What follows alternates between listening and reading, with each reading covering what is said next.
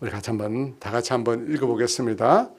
하나님이 교회 중에 몇을 세우셨으니 첫째는 사도요, 둘째는 선지자요, 셋째는 교사요, 그 다음은 능력을 행하는 자요, 그 다음은 병 고치는 은사와 서로 돕는 것과 다스리는 것과 각종 방언을 말하는 것이라. 다 사도이겠느냐? 다 선지자이겠느냐? 다 교사이겠느냐? 다 능력을 행하는 자이겠느냐? 다 병 고치는 은사를 가진 자이겠느냐? 다 방언을 말하는 자이겠느냐? 다 통역하는 자이겠느냐? 너희는 더욱 큰 은사를 삼어라. 내가 또한 가장 좋은 길을 너희에게 보이리라. 내가 사람의 방언과 천사의 말을 할지라도 소리나는 구리와 울리는 꽹과리가 되고, 내가 예언하는 능력이 있어 모든 비밀과 모든 지식을 알고 또 산을 옮길 만한 모든 믿음이 있을지라도 사랑이 없으면 내가 아무것도 아니요. 내가 내게 있는 모든 것으로 구제하고 또 내 몸을 불사르게 내줄지라도 사랑이 없으면 내게 아무 유익이 없느니라. 사랑은 오래 참고 사랑은 온유하며 시기하지 아니하며 사랑은 자랑하지 아니하며 교만하지 아니하며 무례히 행하지 아니하며 자기의 유익을 구하지 아니하며 성내지 아니하며 악한 것을 생각하지 아니하며 불의를 기뻐하지 아니하며 진리와 함께 기뻐하고 모든 것을 참으며 모든 것을 믿으며 모든 것을 바라며 모든 것을 견디느니라. 사랑은 언제까지나 떨어지지 아니하되 예언도 평하고 방언도 그치고. 뭔지 아시겠죠? 다 가르쳐 드렸어요. 이제. 그죠? 우리가 하나님의 도구가 되고 하나님의 쓰임을 받는 사람이 되는 길, 그 준비가 뭐냐? 우리에게 뭐가 있을 때 하나님이 우리를 사용하시느냐? 이 말씀에 다 나와 있어요. 우리 교회의 표어이며 주제이며 비전은 이게 나와 있는 아가페 블레싱이에요. 사랑의 사람이 되는 것과 복의 통로가 되는 것입니다. 여러분, 이 두 가지가 신앙인으로서 우리가 추구해야 될 목표입니다. 목표. 여러분, 우리 개인뿐만 아니라 우리 교회 공동체가 추구해야 될 목표, 표대가 뭐냐? 이 두 개예요. 사랑의 사람이 되는 것, 그리고 복의 통로가 되는 것. 여러분 생각에 성숙한 신앙인, 존경받을 만한 성숙한 신앙인 이 된다는 것은 어떤 뜻일까요? 성경을 많이 아는 사람, 아니면 많은 일을 감당할 수 있는 능력을 지닌 사람일까요? 아닙니다. 단연 아니에요. 성숙한 사람이 누구냐? 사랑의 사람이에요.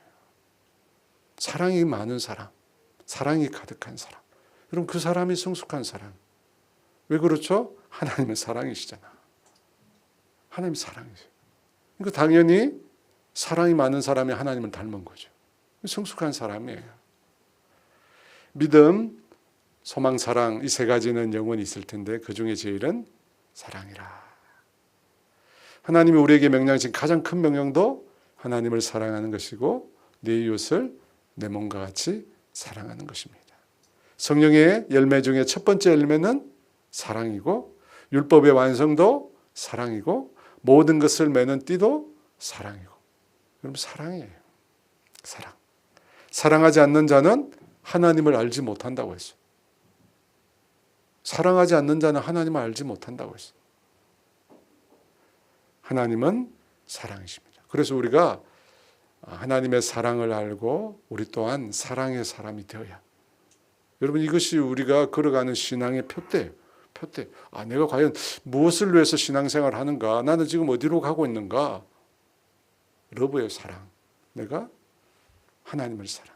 아가페 사랑을 향해서 내가 나아가고 있는 거예요. 내가 얼만큼 신앙이 성숙했는가? 내가 이전보다 신앙이 성숙했는가? 얼만큼 사랑이 많아졌는가? 이걸 보면 돼요. 내가 이전보다 사랑이 더 많아졌으면 그 사람 신앙이 성숙한 거예요. 그 사람 신앙이 자란 거예요. 사랑에 관한 말씀 중에 저기 홈페이지로 들어가 보면 나오는 말씀이 요한일서 4장 18절 말씀입니다. 같이 한번 읽어볼까요? 사랑 안에 두려움이 없고 온전한 사랑이 두려움을 내쫓느니 두려움에는 형벌이 있음이라. 두려워하는 자는 사랑 안에서 온전히 이루지 못하였느니라. 너무 좋은 말씀을 여러분이 꼭 기억하시면 좋겠어요. 사랑 안에 두려움이 없고 온전한 사랑이 두려움을 내쫓는다. 그죠? 여기서 온전한이라는 단어가 덧붙여 있습니다. 무슨 뜻이죠? 하나님의 사랑을 말합니다. 하나님의 사랑, 아가페의 사랑. 그 사랑이 두려움을 다 쫓아냅니다. 여러분에게 두려움 많이 있잖아요? 없어요? 제가 장례 기간 동안 그런 설교를 했는데 죄인인 인간은 고통 중에 살다가 두려움 속에서 죽는다. 고통 가운데 우리가 살아가다가 결국 두려움 안에서 죽는 거예요.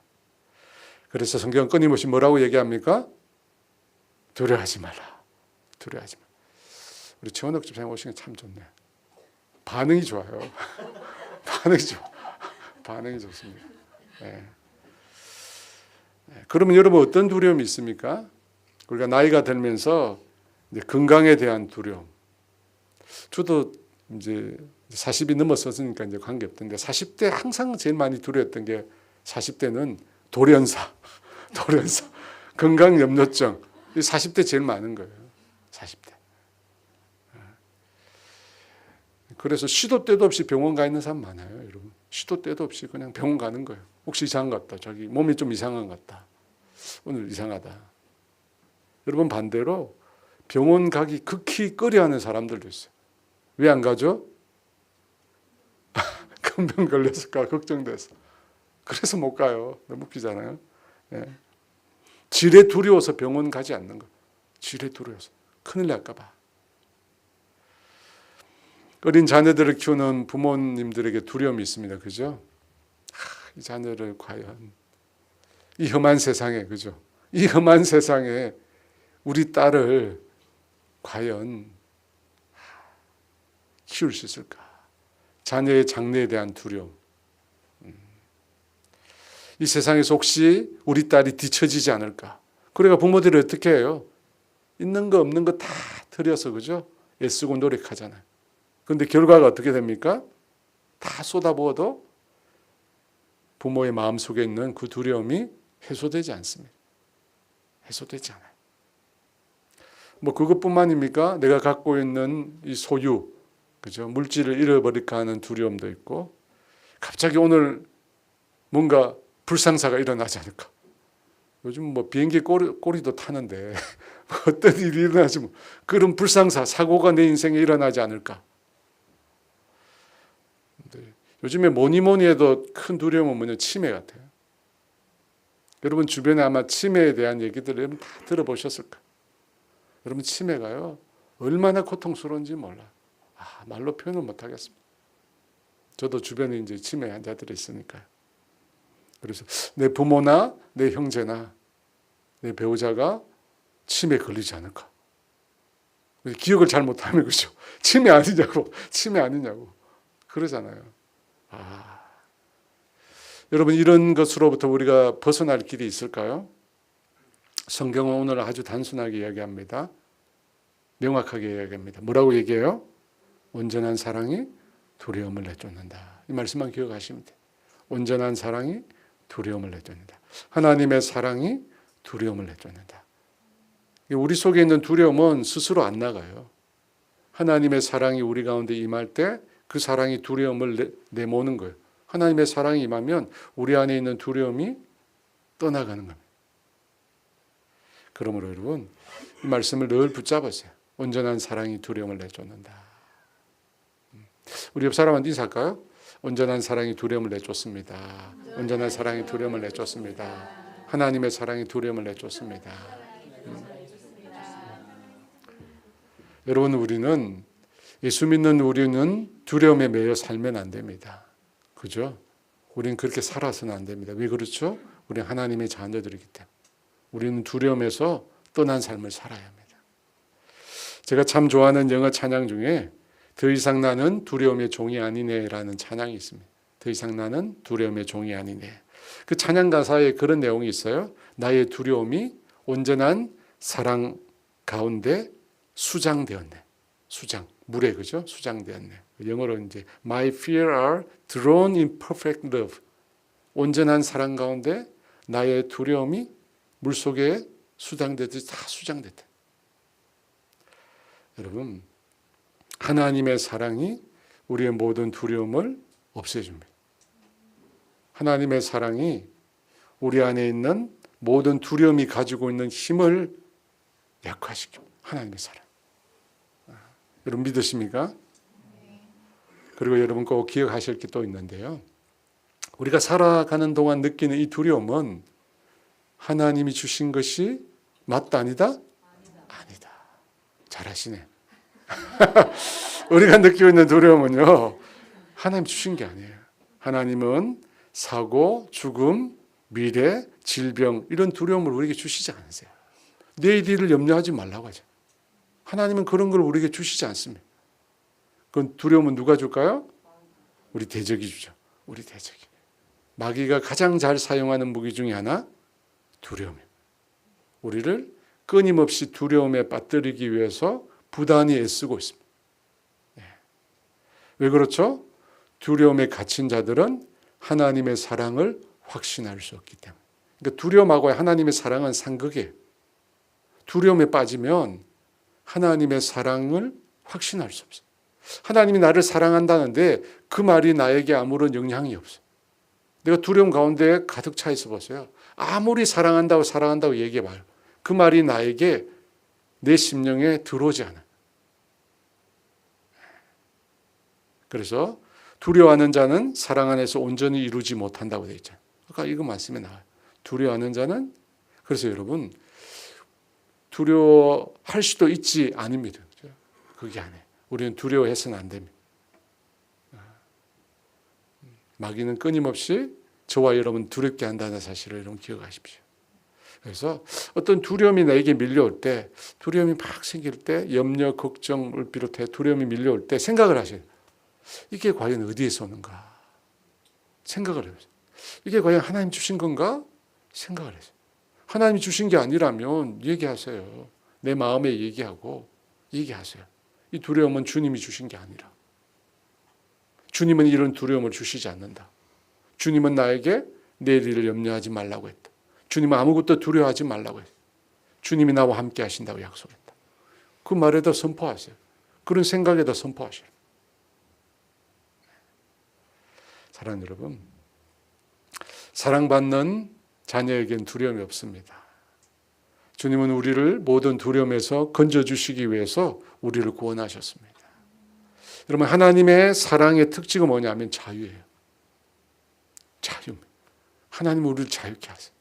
그래서 고린도후서 3장 17절 말씀, 이 말씀도 우리가 꼭 기억해야 될 말씀이죠.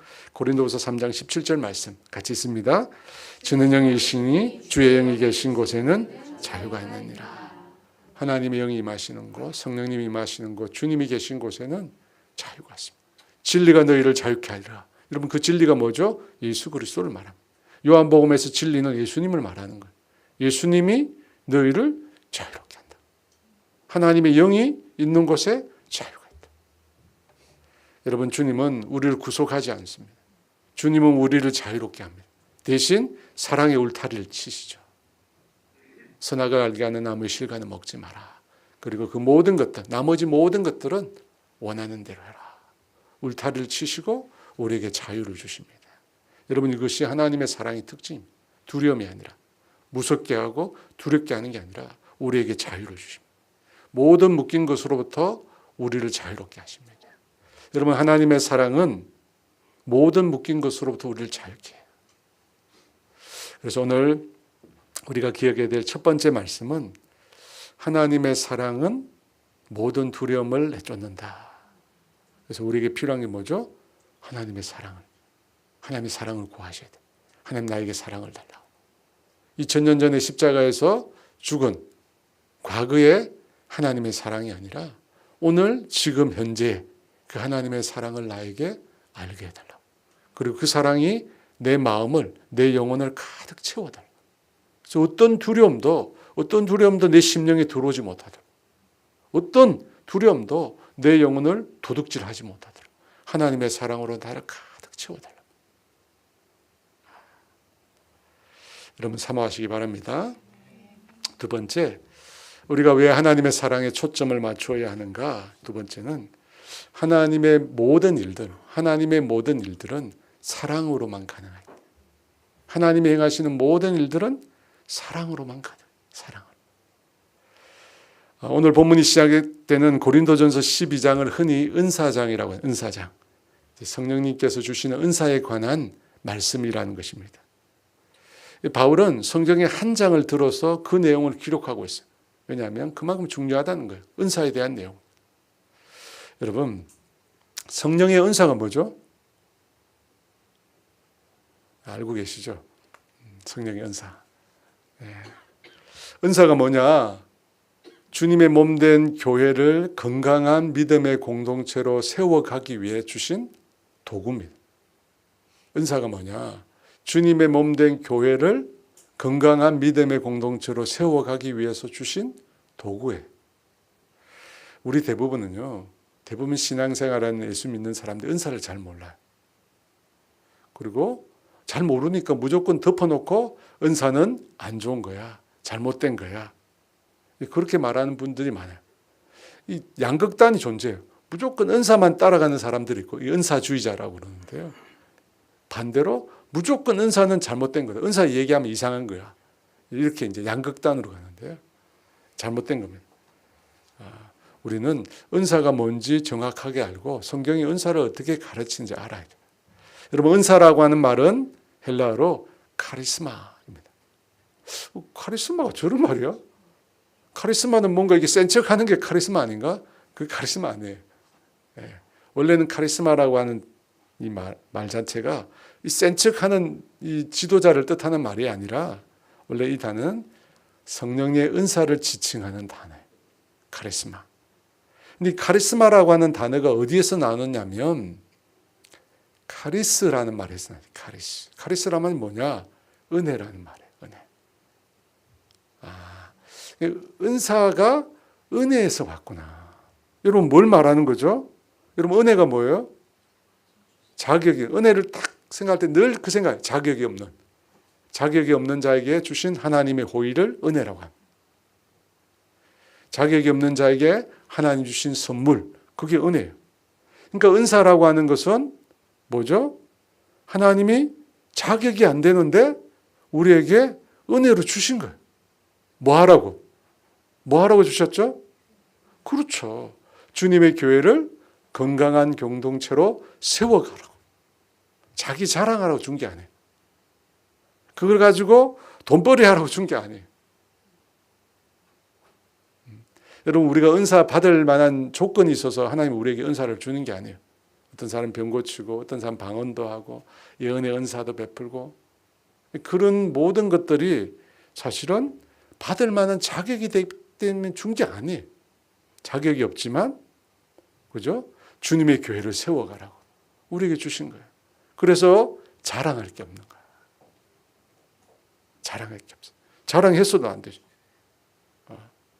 자랑의 도구가 아니라 섬김의 도구예요. 또 은사는 성령님께서 주신 거예요. 성령님께서 어떻게 해요? 성령님의 뜻대로 준 거예요. 근데 나는 병 고침의 은사를 받고 싶은데 안 주시는 거야. 나는 왜 안 줄까? 그렇게 하지 마세요. 성령님이 자기 뜻대로 주시는 거야. 뜻대로.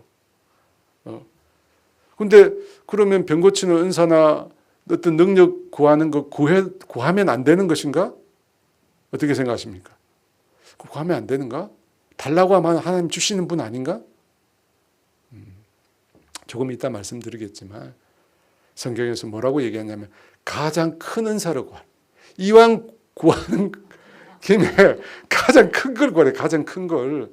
이렇게 막 세부적인 것도 좋지만 가장 큰 거. 여러분 은사를 주신 목적을 기억해야 됩니다. 교회의 유익을 위해서. 교회를 세우기 위해서. 주님의 몸된 교회를 세워가기 위해서 주신 성령님의 능력이에요. 능력이에요. 그것만 알면 돼. 오늘은 그건 더 이상 알면 힘드니까 오늘은 그것만 알면 됩니다. 여러분. 근데 이 목적을 망각하면 어떻게 하죠? 은사를 가지고 자기 자신을 위해 사용하는 거야. 개인을 위해서 사용하면 그 은사가 어떻게 되냐면 타락하는 거예요. 그래서 여러분, 누군가가 막 병 고치기도 하고 뭐도 하고 뭐 이렇게 은사가 있다고 막 자랑도 하고 할 때 두 가지만 딱 알면 돼요. 이 사람이 제대로 된 성경에서 말하는 건강한 은사를 사용하느냐 그렇지 않느냐 두 가지만 알면 돼. 하나는 뭐죠? 자신을 내세우는가. 은혜라고 그랬잖아요. 하나님 주신 거예요. 성령님이 뜻대로 몸된 교회를 세우기 위해서 주신 거예요. 자기 게 아니에요. 자기 게 아니에요. 뭐 자기를 자꾸 내세우는데. 왜냐하면 돈벌이 해야 되거든요. 두 번째가 돈벌이인데. 여러분, 은사는 목적에 맞게 사용돼요. 그러지 않으면 교회를 타락시킵니다. 두 번째, 돈을 요구하는가. 돈을 요구하면 변질된 거예요. 여러분, 은혜로 주셨다는 거예요. 공짜로 주신 거예요. 선물로 주신 겁니다. 그걸 가지고 내 유익이 아니라 하나님께 영광 돌리고 주님의 몸된 교회를 세우고 성도들을 건강하게 신앙적으로 쓸 수 있도록 돕고, 여러분 그걸 위해서 하나님의 은사를 주셨어요. 특별히 그 은사 중에서 예언의 은사를 여러분 꼭 아셔야 돼요. 왜냐하면 워낙 많으니까. 뭐 모르는 분도 계시지만 인터넷만 찾아봐도 워낙 많아요. 막 예언한다는 사람이 너무 많으니까. 그러니까 여러분 꼭 기억하셔야 돼요. 뭘 기억하시냐면 구약의 예언 사역과 신약의 예언의 은사는 다르다는 거예요. 이걸 구분을 안 해요. 구약의 예언과 신약의 예언의 은사는 달라요. 여러분, 구약의 예언은 뭐냐면 하나님이 선지자들에게 주신 하나님의 계시예요. 하나님의 말씀을 예언을 통해서 주신 거예요. 그런데 그 예언의 내용에는 주로 어떤 내용이 많으냐면 미래에 대한 내용이 많은 거죠. 선지자를 통해서 하나님께서 미래에 일어날 일들에 대해서 많이 말씀하신 거예요. 그런데 그 내용에도 보면 어떤 것도 있느냐면 순종하지 않는 이스라엘의 심판, 그죠? 저주, 이런 내용도 있어요. 구약시대 예언, 선지자 예언을 보면 그렇잖아요. 이스라엘이 멸망하게 될 것이라. 하나님의 진노가 임할 것이다. 역병이 임할 것이다. 재앙이 임할 것이다. 예언을 하잖아요. 이게 뭐냐면 구약의 예언 사역이에요. 근데 그게 신약 시대 똑같은 게 아니에요. 제가 얘기했잖아요. 은사는 뭐라고요? 공동체의 이익을 위해서. 공동체를 건강하게 세우기 위해서 주신 거예요. 이 예언의 은사가 뭐냐? 예언의 은사도 마찬가지예요. 공동체를 세우기 위해서. 구약 시대 예언하고 달라요. 그건 계시로서 준 거예요. 하나님 말씀으로 계시로서 준 거예요. 그런데 신약 시대의 예언을 은사를 사용한 것은 선지자가 아니잖아요. 선지자가 아니에요. 교회 안에 있는 공동체의 일원인데 그 교회를 세워가기 위해서 하나님 주신 은사야. 그걸 구분하세요. 달라요. 그래서 신약시대에 주신 예언의 은사의 목적이 뭐냐면 고린도전서 14장 3절에 나와 있어요. 같이 읽어볼까요? 예언하는 자는 사람에게 말하며 덕을 세우며 권면하고 위로하는 것이다. 여기 나와 있어요. 예언의 은사의 목적이. 그러니까 예언하고 예언의 은사를 구분하셔야 돼요. 은사의 목적이 뭐냐? 사람들의 믿음을 북돋아주고 위로하고 권면하는 것. 구약시대 선지자들이 했던 예언 사역과는 결이 달라. 결이 달라. 공동체를 세우기 위해서 주님이 주신 거예요. 그래서 여러분, 이 목적을 위해서 예언의 은사가 사용돼요. 쉽지 않죠. 사람들이 그런 예언 은사를 사용하면서 자기가 선지자인 것처럼 하게. 선지자가 아니에요. 선지자가 아니라 하나님의 계시의 말씀, 성경과 같은 하나님의 계시의 말씀으로 준 게 아니에요. 이걸 구분 못하고 신구약 성경을 모르니까 구분 못하고 예언 받았다. 내가 선지자라. 아니. 그래서 예언의 은사는 공동체의 유익을 벗어나서 사용하면 안 됩니다. 또 한 가지, 바울은 그걸 잘 알았기 때문에 무슨 말을 했느냐면 모든 은사를 교회의 질서 하에서 사용해야 된다고 해요. 그 말씀이 고린도전서 14장 39, 40절 말씀에 나와요. 같이 읽어볼까요? 그런즉 내 형제들아 예언하기를 사모하며 방언하기를 금하지 말라. 모든 것을 품위 있게 하고 질서 있게. 하지 말라고 하지 않았어요. 하라고. 단지 뭐라고요? 품위 있고 질서 있게. 질서가 뭐예요? 질서. 질서라고 하는 건 권위 아래 복종하는 게 질서예요. 교회 영적인 권위가 있잖아요. 교회 영적인. 이제 신약 시대에는 장로, 목회자를 포함한 장로, 교회의 어른들, 집사 이런 직분이 있는 이유가 뭐냐면 권위거든. 그 질서를 따라서 함부로 하지 마. 그죠? 하라고 했어요. 하지만 품위 있고 질서를 따라하는 거예요. 근데 막 그런 예언의 은사 받은 사람이 자기가 목사보다 더 낫다고 막 얘기하잖아요. 그렇잖아요. 목사는 모른다고. 내가 받았다. 뭘 받아? 자기가 받았대. 그리고 막 하잖아요. 자기 말이 하나님 말씀인 것처럼. 잘못된. 꼭 기억하시고, 그죠? 구약의 예언과 다르다는 것. 공동체를 세우기 위한 것이고, 질서 있게, 질서, 권위 아래 복종하는 것. 그걸 따라 이루어지는 거예요. 이것만 기억하시면 돼요. 이것만 기억하시면 이상한 데 안 빠져요. 연사장을 말씀하는 고린도전서 12장을 마치면서 바울이 마지막에 이런 말을 합니다. 우리 31절 말씀 같이 읽어볼까요? 너희는 더욱 큰 은사를 사모하라. 내가 또한 가장 좋은 길을 너희에게 보내. 더욱 큰 은사를 사모하라. 아까 나왔죠. 가장 큰 은사. 여러분 왜 가장 큰 은사를 사모하라? 은사를 사모하라고 했을까요? 왜 은사를 사모하라고 했을까요? 내 힘과 내 능력으로 주님의 교회를 섬길 수 없기 때문에 우리에게는요 성령님이 주시는 은사와 성령님 주시는 능력이 필요합니다. 교회를 섬기다 보면 내가 감당하지 못할 문제도 있잖아요. 내 힘만으로 안 돼. 주님의 교회는요 인간의 지혜만으로 인간의 지식만으로 절대 안 돼. 그렇다고 교회가 안 돼. 그런데 뭐가 필요하냐? 성령님의 도우심과 성령님의 은사와 성령님의 능력이 필요해요. 그래야 교회 되는 거예요. 목회자로 살아가는 저에게도 기도 제목이 있었어요. 늘 어릴 때부터 들었던 얘기 뭐냐면 능력 받아야 된다. 요즘에는 그런 말 잘 안 하는데 제가 옛날 때는 무조건 능력 받아야 된다. 무슨 능력인지 모르겠죠. 무조건 능력 받아야 된다고. 찬양 있잖아요. 능력 받아라. 능력 받아야 된다고. 그래서 저도 늘 능력 달라고. 손은지 막 귀신이 떠나가고 막 병이 팍팍 났고 막. 그렇게 기도했었어요. 근데 그게 아니더라고. 나중에 보니까 그게 아니에요. 바울은 가장 큰 은사를 사모하라고 했잖아요. 그 은사가 뭐죠? 교회 생활에 가장 필요한 게 뭐예요? 사랑이에요. 사랑. 12장 끝나면 13장 나오잖아요. 가장 큰 은사, 더욱 큰 은사를 사모하라. 가장 좋은 길을 너에게 보이리라. 그게 뭐냐? 고린도전서 13장 딱 나와요. 사랑이라. 여러분, 우리가 사모해야 될 거.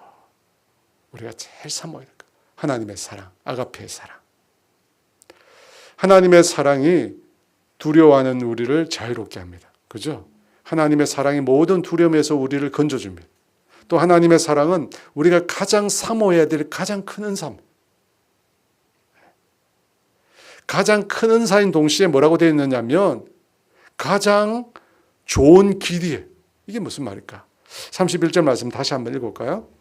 너희는 더 큰 은사를 사모하라. 내가 또한 가장 좋은 길을 너희에게 보려. 가장 큰 은사라고 했어요. 사랑이 가장 큰 은사래요. 그러면서 또한 가장 좋은 길이라고 했어요. 이게 무슨 뜻일까요? 여러분 사랑이라고 하는 것은 가장 큰 은사인 동시에 뭐냐면 다른 은사가 작동할 수 있도록 돕는 길과 같은 거예요. 이 성령님의 은사를 자동차에 비유하면 이 사랑은 뭐냐면 그 자동차가 달릴 수 있는 길입니다. 길이에요. 여러분 람보르기니 아십니까? 롤스로이스. 그죠? 이번에 제가 부산에 갔다가 사이버틱인가? 네, 사이버 트럭을 봤어요. 저는 못 봤는데 우리 애들이 봤대요. 한국에 세 대인가 들어왔다는가 뭐 봤는데 GD가 탄 거냐 뭐 아니냐 뭐 이러면서 애들이 차 중에 이제 벤틀리도 있고, 그죠? 페라리도 있고. 좋은 차 많습니다. 근데 도로가 엉망이면 어떻게 돼요? 논두렁에 달릴 수 있습니까? 못 달립니다. 아무리 좋은 차도 논두렁에서 못 달립니다. 무슨 뜻이냐? 사랑이 없으면 아무리 좋은 은사도 무용지물이에요. 자기에게 병을 고치는 능력이 있어요. 놀라운 능력이 있어요. 미래를 내다볼 수 있는 능력이 있어요. 사랑이 없으면 아무 쓸모. 그죠? 논두렁이야, 논두렁. 논두렁 생각하시면 돼요. 아무리 비싼 자동차라도 달리지 못합니다. 그래서 뭐냐? 사랑으로 행해야 돼요. 그 제가 얘기했잖아요. 하나님이 일을 행하실 때 특징은 사랑으로 행하시는 사랑으로. 사람의 방언과 천사의 말을 할지라도 사랑이 없으면 소리나는 구리와 울리는 꽹과리가 되고. 참 너무 멋진 말이에요. 사랑이 없으면 뭐예요? 시끄럽기만 하는 거예요. 시끄럽게. 사랑이 없으면 요란하기만 하는 거예요. 요란하기만 하는. 아무런 능력이 없어요. 사랑이 없으면. 말만 시끄러운 것이 말만. 사랑이 없으면 말만 시끄럽고 아무런 능력이 없습니다. 이 사도 바울이 편지를 쓴 이 고린도 교회에 소속된 헬라 사람들은 사랑을 이해하지 못해. 하나님의 사랑을 이해하지 못했어요. 왜 그러냐면 헬라인에게서의 사랑은 전부 에로스예요. 여러분 그리스 헬라 신화를 봐요. 신들도 전부 사랑하는데 어떤 사랑을 해요? 에로스의 사랑. 자기 만족을 위한 사랑. 다른 사람 것을 내 것으로 소유하는 사랑. 가장 이기적인 사랑. 그런 사랑밖에 없거든요. 그런데 사도 바울이 그런 사랑밖에 모르는 그들에게 하나님의 사랑을 가르쳐요. 아가페의 사랑. 여러분 아가페의 사랑은 어떤 사랑이에요? 자기 소유 만족의 사랑이 아니라 자기를 내어주는 자기 희생의 사랑. 자기 중심의 사랑이 아니라 다른 사람 중심의 사랑. 그죠? 그 사랑이 가장 잘 나타난 성경에서 가장 잘 나타나는 곳이 어디죠?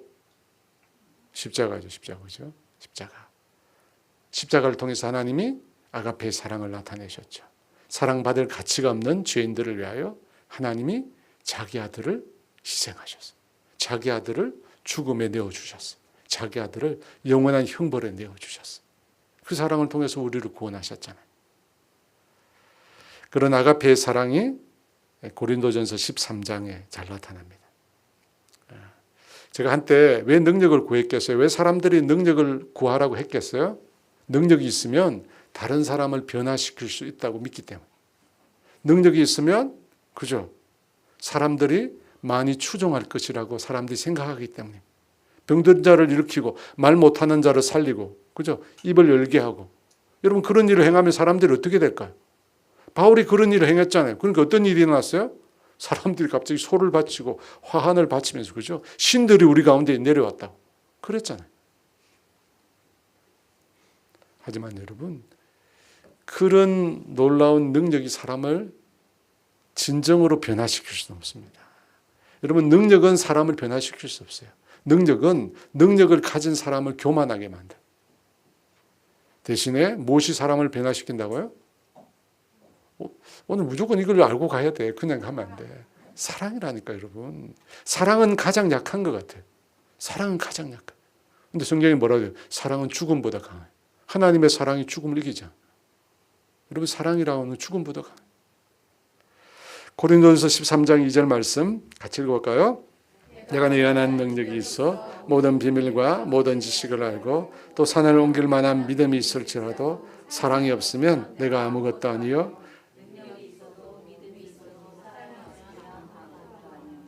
아무것도 아닙니다. 능력이 있어도. 그죠? 여러분 사랑 없는 능력은 어떻게 됩니까? 우리를 타락시킵니다. 사랑 없는 능력은 우리를 타락시켜요. 그래서 뭘 구하라고요? 사랑을. 사랑을. 능력이 아니라 사랑을 구해요. 여러분 아셔야 될 게 사랑을. 능력은 누구한테 있어요? 능력은 하나님께 있어요. 여러분 이 원리를 아셔야 돼요. 우리가 능력을 구하잖아요. 끊임없이 능력을 구하면 능력을 얻은 사람은 교만해져요. 능력을 구하지 마세요. 능력은 주세요. 하나님. 뭘 구하라고요? 사랑을 구해요. 하나님의 사랑을 구합니다. 나에게 하나님의 사랑이 임하면 능력은 하나님이 보내주세요. 왜 하나님의 사랑이 가득한 사람에게 통해서 하나님이 일하시기를 원하거든요. 하나님의 사랑이 가득한 사람에게 하나님이 일하시기를 원하세요. 그럼 어떻게 해요? 능력은 하나님이 주세요. 능력은 주세요. 문제가 뭐냐? 그 능력을 사용할 준비가 안 돼요. 왜? 사랑이 없기 때문에. 모든 은사를 은사되게 하는 것. 길. 사랑이에요. 사랑이에요. 사랑이 없으니까 내 삶 가운데 하나님의 은사와 하나님의 능력이 나타나지 않는 거예요. 그러므로 여러분 사랑이 충만하길 원합니다. 오늘부터 무조건 사랑을 구하세요. 아가페. 하나님 아가페. 하나님 사랑을 내게 주세요. 그리고 하나님 내가 하나님의 도구가 되고 싶습니다. 사랑을 구하시고 내가 하나님의 도구가 되겠습니다. 그럼 하나님이 일하시죠. 하나님의 사랑이 있는 곳에 하나님이 일하시거든요. 그러면 하나님의 사랑의 특징이 어떤 게 있는가? 고린도서 13장에 보면 4절부터 7절까지 보면 사랑을 14가지로 사도 바울이 구체적으로 묘사를 했어요. 14가지. 근데 그 14가지가 모두 동사예요. 동사. 무슨 뜻이죠? 사랑은 지식으로 하는 게 아니라 행위로, 행동으로 하는 거예요. 데살로니가 교회를 향하여 믿음의 역사, 사랑의 수고, 소망의 인내라고 그 교회를 정의했습니다. 사도 바울. 거기도 나오잖아요. 사랑의 수고. 그래서 그런 말 있잖아요. 사랑은 수고할 때 시작된다. 자, 그렇다면 볼까요? 사도 바울이 말한 사랑은 어떤 것인가? 고린도서 13장 4절 앞부분 같이 읽을까요?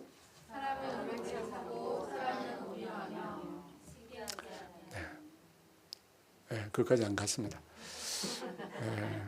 오래 참고 온유하며 무슨 뜻이죠? 오래 참고 온유하며 무슨 뜻이죠? 이 말은 뭐라고요? 이 말은 뭔 뜻이냐면 상대에게서 받은 그대로 상대의 공격이나 비난이 나에게 들려졌을 때 그대로 돌려주지 않는 거예요. 근데 한 대 맞았어요. 한 대 맞았는데 돌려주면 안 돼. 돌려주면 안 돼. 근데 우리 본성은 뭡니까? 우리는 대로 받은 말로 갚아야 되는 게 우리의 본성이다. 한 대 맞으면 2대 하는 게 아니라 죽이려고 그러죠. 한 대 맞으면 죽이려고 그래. 너무 어려운 거죠. 네. 그래서 오래 참고 온유한 건 어떤 경우만 가능하죠? 하나님 사랑이 임했을 때 가능. 네.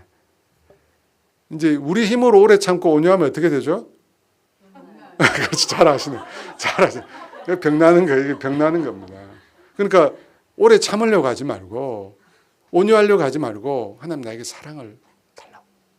하나님의 사랑을 내가 주님의 사랑 안에 거하게 해달라고. 그렇게 기도하셔야 돼요. 하나님 참게 해주세요. 이러면 병난다니까. 참게 해주면 병나요. 네. 하나님의 사랑을 입어야 오래 참을 수 있고 온유할 수 있습니다. 그 다음에 보면 4절부터 5절까지 5가지 부정어를 사용하고 있습니다. 5가지 부정어 읽어볼까요? 사랑은 시기하지 아니하며 사랑은 자랑하지 아니하며 교만하지 아니하며 무례히 행하지 아니하며 자기의 유익을 구하지 않으며 이 5가지 그죠? 이 5가지는 세상이 말하는 것들이에요. 시기 제가 시기가 뭐라고 그랬죠? 교만은 맞는데 교만이 이렇게 뭘 이렇게 만나면 그렇죠. 이쪽이 공부를 잘하시는 보니까 교만이 그렇죠. 교만이 비교를 만나면 시기심이 생겨요. 시기심은 다른 사람 부러워하는 거잖아요. 교만한 마음이 있는데 다른 사람과 나를 비교하게 되면 시기심이에요. 여러분 시기심은 자연스러운 감정이 아니라고 했어요. 병든 감정이에요. 병든 감정. 성경에 나오잖아요. 시기심 때문에 동생을 죽여요. 근데 세상에서는 그걸 악하다고 말하지 않습니다. 병들게 한다고 말하지 않아요. 죄라고 말하지 않습니다. 근데 성경은 말하죠. 죄라고. 우리를 타락시킨다. 우리를 병들게 한다. 그렇죠? 자랑, 교만, 무례함, 자기의 유익 전부 성경에 악하다고요. 사랑과 반대되는 거예요. 사랑과 반대되는 거예요. 그러니까 여러분 우리가 세상을 살아갈 때 이런 마음이 우리 속에 들 때 어떻게 돼요? 단호하게 뿌리쳐야 돼요. 단호하게 뿌리쳐야 돼요.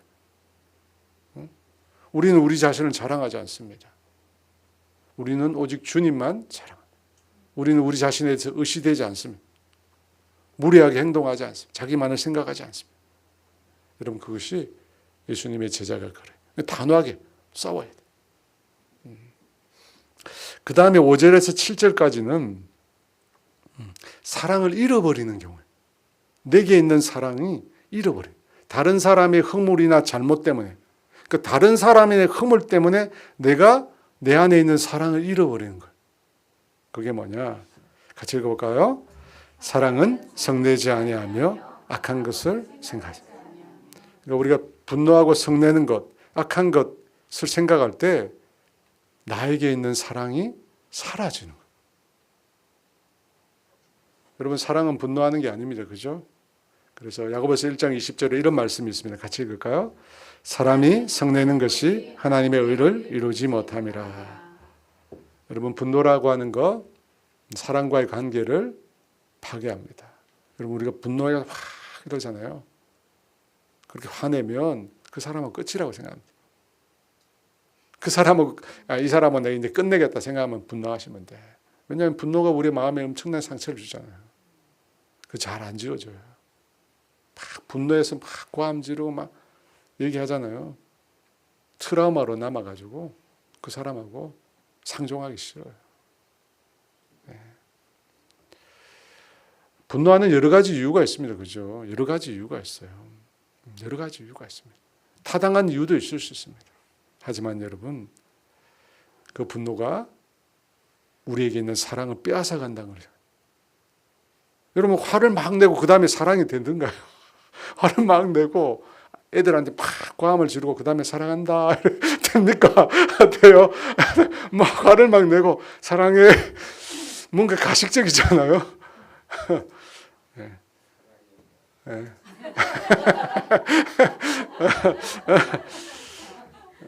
참 죄송한데 엄마들이 많이 분노하잖아요. 분노할 수밖에 없는 수없이 많은 이유들이 있습니다.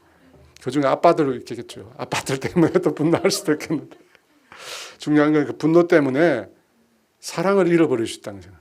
사랑을 잃어버릴 수 있어요. 우리가 자녀들을 위해서 참 많이 수고하잖아요. 그죠? 얼마나 많이 애쓰고 노력합니까? 그런데 한 번에 분노로 그 모든 사랑을 다 여러분 소멸시킬 수 있어요. 소멸시킬 수 있어요. 그래서 화낼 때 이제 화나면 이제 뚜껑 열리면 이제 문제인데 뚜껑 열리기 전까지 생각해 봐야 돼요. 그죠? 과연 내가 사랑해서 화를 내는 것인가 아니면 내가 감당을 못해서 화를 내는 것인가 생각해 봐야 돼요. 여러분 사랑하지 않으면 아이를 축복하는 게 아닙니다. 그죠? 축복하는 게. 또 사랑은 악한 것을 생각지 아니한다. 여러분 이 말이 무슨 뜻일까요?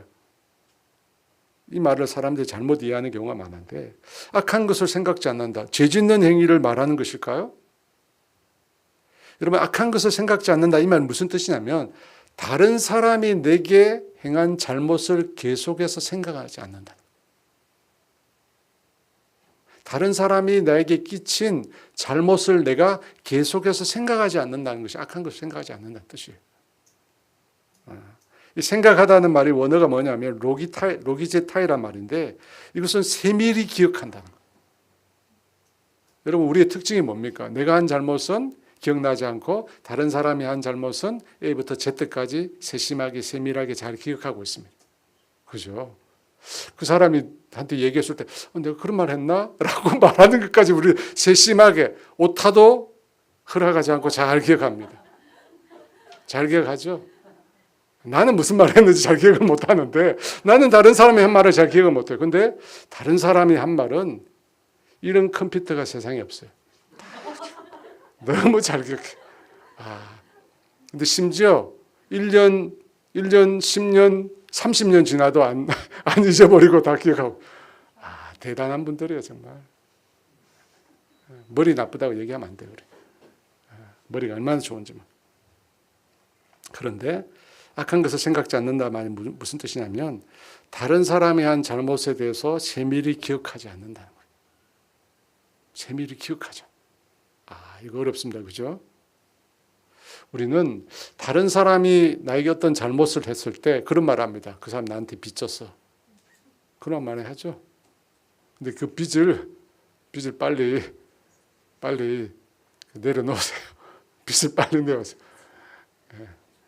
그렇게 따지면 우리가 얼마나 많은 빚을 다른 사람이 졌는지 모르는데 내가 받아야 할 빚, 여러분 그것을 계산해서 버려야 돼요. 그게 뭐죠?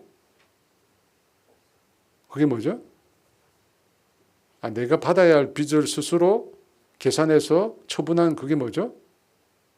용서잖아요. 용서하는 거야. 세밀히 기억하지 마시고 용서한다. 용서하셔야 돼. 하나님은 그래서 이런 말씀을 하셨어요. 시편 103편 12절 말씀 읽어볼까요?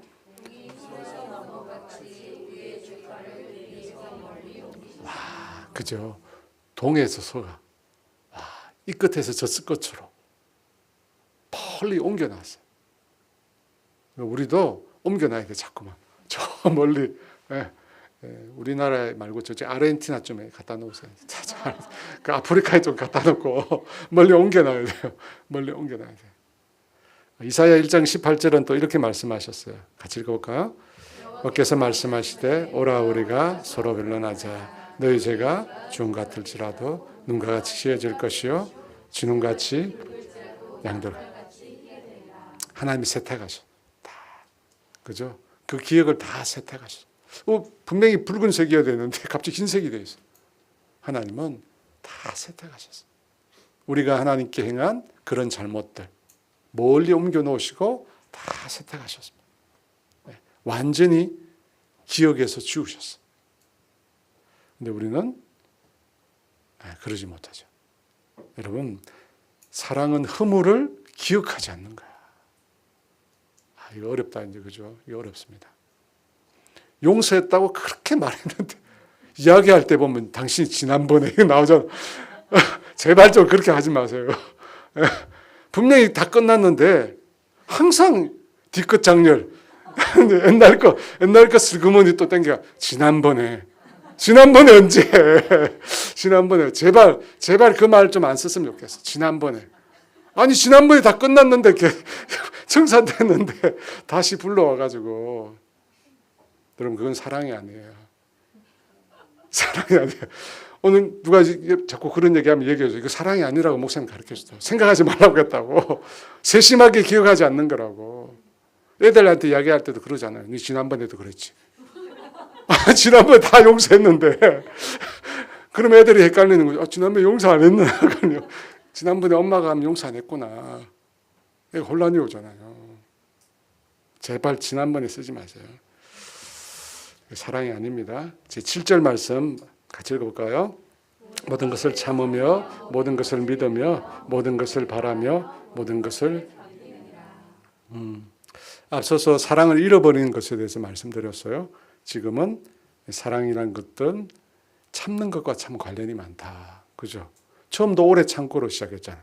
맨 마지막도 모든 것을 견디는. 참고 견디고 그죠? 근데 저는 참고 견디는 거는 저 같은 사람 할 수 있을 것 같아요. 나 참을 수 있어. 이를 꽉 다물고 참아야지. 그죠? 근데 그 가운데 있는 게 있어. 가운데 있는 게 뭐죠? 모든 것을 믿으며 모든 것을 바라는. 이게 이제 힘든 거예요. 그죠? 참는 건 할 수 있어요. 참는 거는 내게 그런 힘든 일이 왔을 때 내가 참아야지. 하지만 문제가 뭐예요? 믿고 바란다는 거예요. 이건 나한테서 나와야 돼요. 그 사람이 끊임없이 나를 실망시켰는데 끊임없이 믿어야 돼요. 내가 그 사람을 향해 기대를 가졌는데 끊임없이 그 기대에 미치지 못했어. 근데 어떻게 해요? 끊임없이 기대해야 돼. 이거 미치는 거예요. 그렇죠? 그래서 뭐예요? 내 힘으로 불가능해요. 사랑이 내 힘으로 불가능. 계속 나에게 실망감을 주는데 계속 내가 믿고 계속 내가 그 사람을 향한 기대를 접지 말아야 되는 이유가 뭐죠? 하나님이 그 사람을 그렇게 하고 있거든. 하나님이 여전히 그 사람에게 기회를 주고 계시거든. 나는 도저히 이 사람 도저히 이제 끝이야 하는데 하나님은 여전히 그 사람을 향하여 기대를 가지고 마지막 순간까지 십자가에 한편 못 박힌 강도처럼 마지막 순간까지 하나님 끝까지 하나님 기대하고 계시고 끝까지 그 사람을 믿으려고 하죠. 그래서 어떻게 해요? 내가 그 사람을 믿고 그 사람을 바라는 게 아니라 누굴 보는 거죠? 하나님을 보는 거야. 그 사람 보는 게 아니에요, 여러분. 모든 거 참는다. 내가 그 사람 보고 참으면 난 병 걸리죠. 환장. 그죠? 나를 보는 게 아니라 그 사람 보는 게 아니라 누굴 본다고요? 하나님. 그래서 하나님 사랑인 거예요. 계속 하나님을 보는 거예요. 하나님을 보니까 어떻게 해요? 하나님이 그 사람을 참으시거든. 하나님이 그 사람을 믿으시거든. 하나님이 그 사람을 기대하시거든. 그것 때문에 내가 참고 기다리고 믿고 기대하는 거예요. 하나님 때문에. 여러분 잘 아셔야 돼요. 우리가 하는 게 아니야. 그러므로 하나님 바라보면서 하나님이 이 사람을 향하여 여전히 기대를 가지고 계시니까 내가 기대를 내려놓지 못하는 거예요. 그렇게 되시기 축원합니다. 자, 마지막으로 8절 말씀 같이 있습니다. 언제까지나 떨어지지 아니하되 예언도 피하고 방언도. 고린도 교회 성도들이 자랑스러워하는 은사들이 있었습니다. 나오는 것처럼 예언, 방언, 지식의 은사들. 여러분 이런 것들을 가지고 있으면 사람들 볼 때 굉장히 그 사람이 더 신령하고 영적으로 보입니다. 부러움을 자아내요. 그래서 사람들이 다 그런 은사 받기를 원했습니다.